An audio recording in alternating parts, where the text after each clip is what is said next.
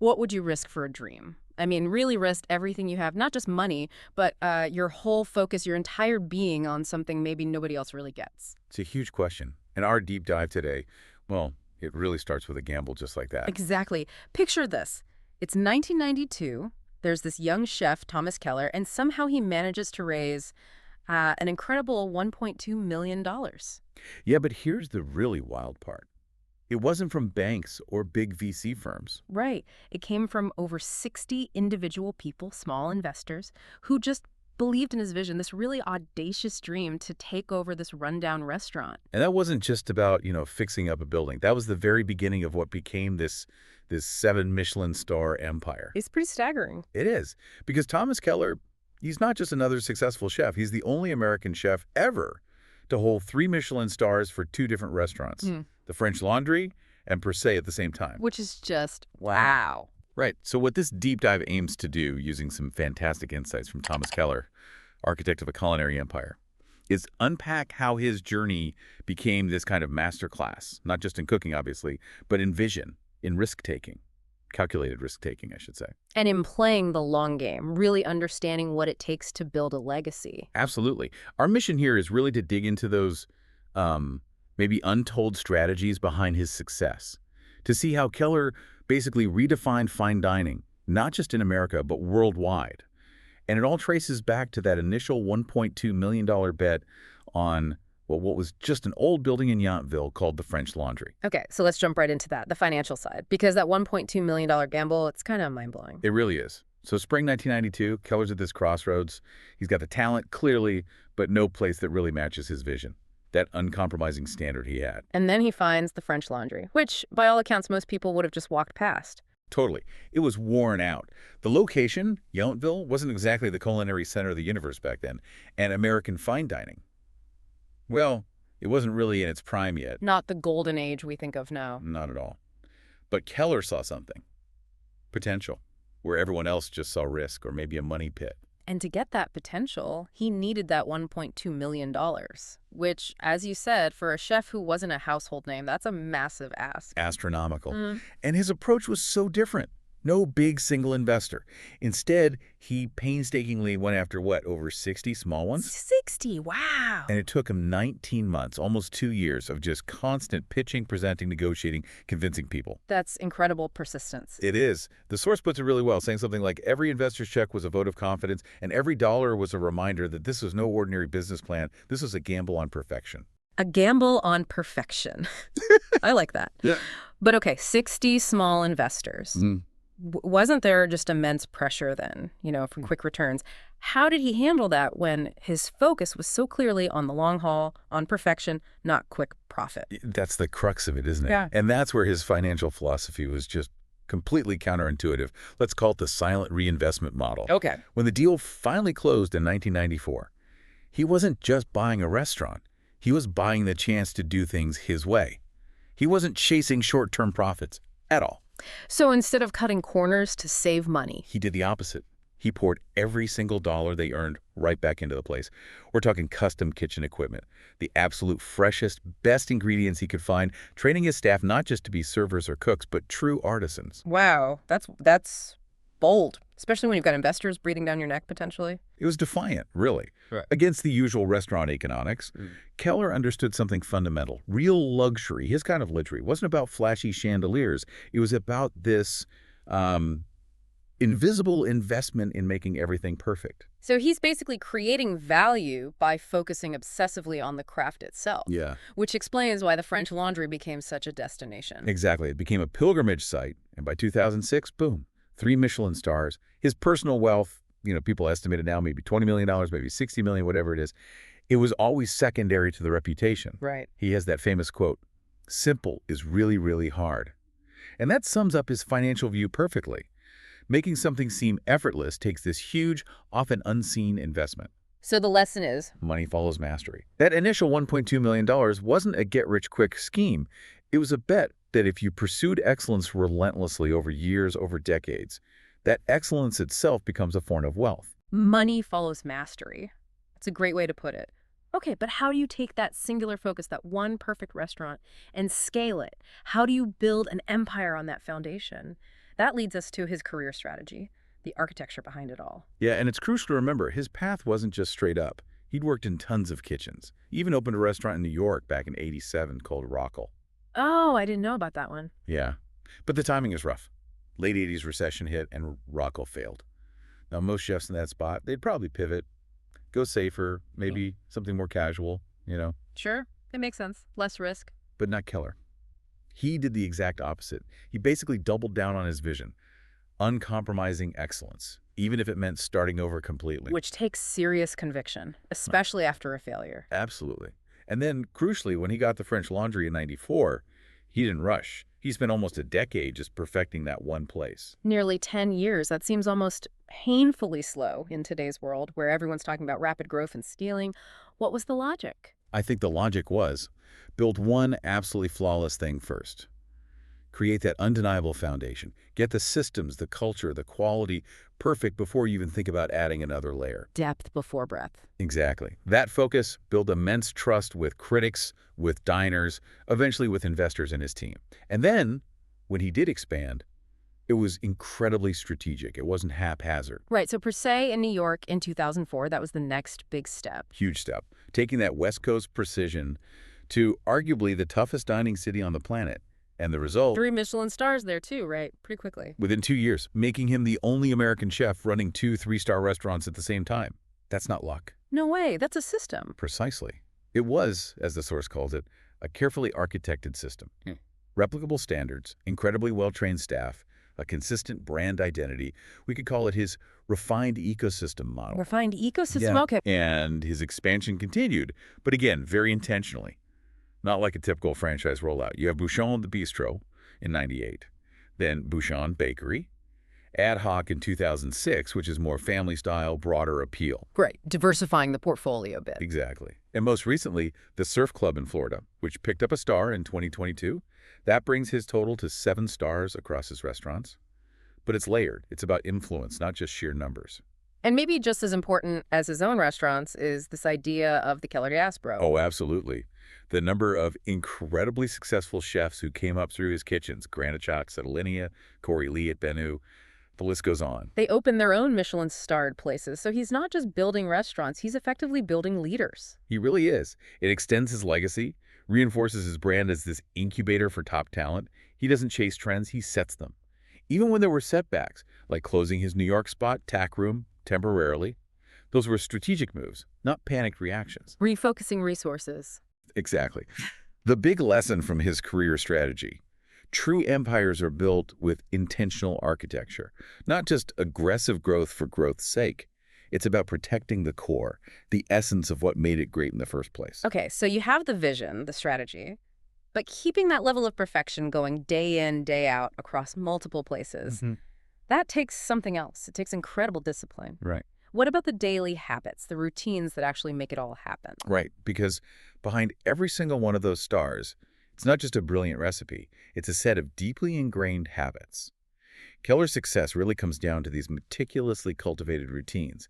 It's a mix of discipline, focus, mindfulness, and this almost obsessive attention to detail. Obsessive might be the word. I mean, the stories are legendary, right? Like when he travels, he brings his own preferred coffee maker to hotels. He does. It's about consistency. Controlling the variables. He packs specific nutrition bars. He keeps detailed notes. He apparently watches familiar movies like Forrest Gump or meditates on flights just to rest his mind. It sounds almost ritualistic. Is that kind of thing common among people operating at that absolute peak level? I think it's often a hidden trait, yeah. These aren't just quirks. They're like mental armor against the sheer chaos of running these high-pressure businesses. And that control extends to the kitchen itself. The famously quiet kitchens. Exactly. It's such a contrast to that stereotype of the yelling, chaotic chef. He believes calm breeds excellence. His leadership style is quiet, composed, deliberate. It creates an environment where intense focus can actually happen. And the attention to detail. Oh, it's everything. The way a plate is arranged, the precise texture of a sauce, the way the staff moves in sync. It's all choreographed.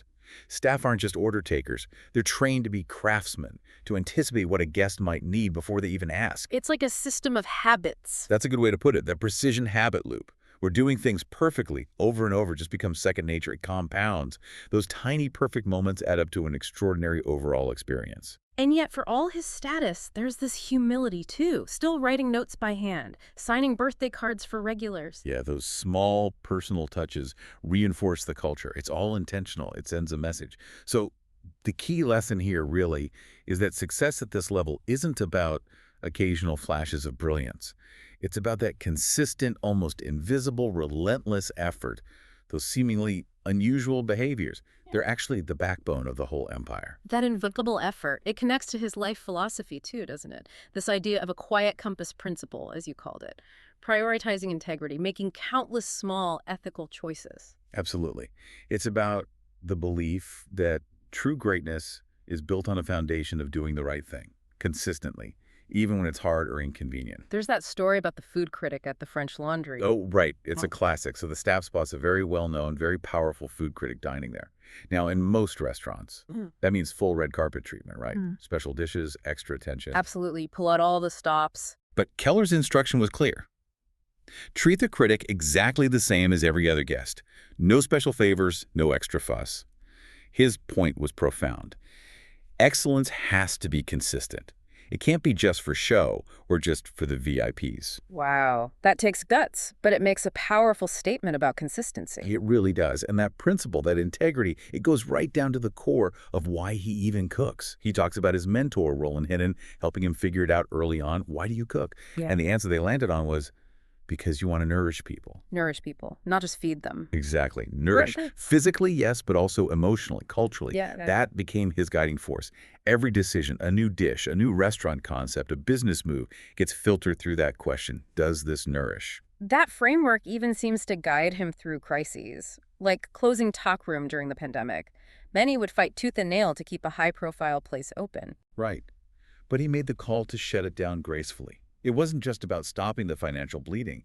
It was about strategically letting go, redirecting his energy and resources towards things that were truly aligned with that core mission, that long-term vision. That's a different kind of strength. Knowing when to pivot, when to walk away, even from something significant. It wasn't just cutting losses. It was strategic pruning. Strategic pruning, I like that. It shows that clarity to see when something, even if successful on paper, might be diluting the core brand or scattering focus. He pruned the empire to keep the strongest branches healthy. It's the opposite of that grow-at-all-costs mindset we see so often. And it speaks to his patience, too. Resisting the urge to expand too quickly, even when opportunities must have been flooding in. Absolutely. He understood that rushing could easily erode the very integrity that made the brand valuable in the first place. So the lesson here is really about preserving your core values, especially under pressure. Real success isn't just about the battles you win, it's about the principles you refuse to compromise along the way. That's a really strong point, and it ties into his power and influence, which he seems to wield very differently than, say, celebrity chefs who are all over TV. He plays the long game. He really does. His influence is quieter, maybe, but arguably deeper and more lasting. Look at his work as president of Bocuse USA. Right, the prestigious culinary competition. He didn't just show up for photo ops. He built an entire infrastructure, funding, training, mentorship to help young American chefs compete on the world stage. And under his leadership, Team USA achieved unprecedented success, winning gold. It fundamentally changed how the world saw American cuisine. So it's like a rising tide effect. He lifts others up. And his own legacy rises naturally as a result. It's this quiet authority. It's not based on dominating the media cycle. It's rooted in substance, in contribution, in quality. And his influence extends beyond competitions too, right? Into things like sustainability. Definitely. He was championing ethical sourcing, seasonality, close relationships with farmers. Long before those became trendy buzzwords in the industry, he was already doing it. So he's not just reacting to the conversation about the future of food, he's actively shaping it. So the lesson there is that real lasting power often comes from contribution, not control. By setting the bar so high, he influences everyone else who's striving to reach it. His mark endures that way. Perfectly said. Which leads us to how he handles crises. Because the restaurant world is notoriously volatile, we can think of his approach as the resilient pivot model. Okay, tell me more about that. He doesn't see crises as dead ends. He sees them as potential turning points, opportunities, really, to reassess and reinvent.